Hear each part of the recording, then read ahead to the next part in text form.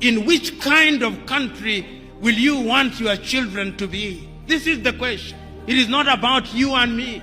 It is about them. This is intergenerational. After we have elected them, you will then see them sending their arrows ahead. You'll see Bill Gates come and meet your president. You'll see Tony Blair come and meet your president. You'll see Macron come and meet your president. You'll see all of them. And then they will never admit, but they'll be told, if you want money in agriculture, behave this way. If you want money in this area, behave this way.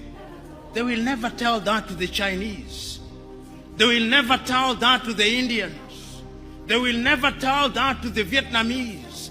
They will never tell that to the Koreans. But in Africa, they tell us. That is why, as I speak to you now, under this new scramble, the IMF and the World Bank are back, telling you who to hire in your universities, what to sell and what not to sell. It is a sad situation. So today, as I look at Africa in that new scramble, the Chinese are here, the Turks are here, the British are here, the French are here, the Qataris are here, the Americans are here. This time round, they are so subtle that we don't even recognize them, but they control us. What are we going to do about it? In order to develop, we must do something. It has also been demonstrated that it can be done. I've traveled across this continent and I've seen that development is possible. You go to Rwanda now. They are demonstrating that it can be done. Go to Kigali now. See what they are doing in the health sector in their own small way. See how they are collaborating in the area of mobile telephony in their own small way. It can be done. I've been to Botswana and I've seen what they are doing in their own small way. I've been to Mauritius, see what they are doing in their own small way. And they do not have the resources that other countries have. And I'm giving these examples to say that indeed it can be done, and it can be done within the continent of Africa. So what we must do is to begin to pull together. We have 55 telephone access codes.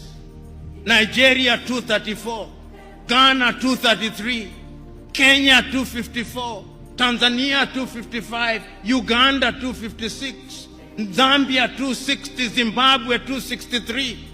How can we, in this day and age, you cross into Benin, you cross into Togo, you cross into Guinea-Bissau, you have a different internet connectivity. Why can't Africa have a single satellite and a single telephone call, so that when I travel from Mogadishu in Somalia to Dhaka in Senegal, like the Chinese do, like the Americans do, like the Indians do, we can have the same, because communication is critical to development. And I'm saying this, part of my agenda is to prick your conscience with live examples, that you may go out there irritated, but irritated to do the right thing. And I'm suggesting that indeed, when we talk about development, this is what we must do. Is Africa conscious of our state? Yes, Africa is conscious. This is what makes me happy.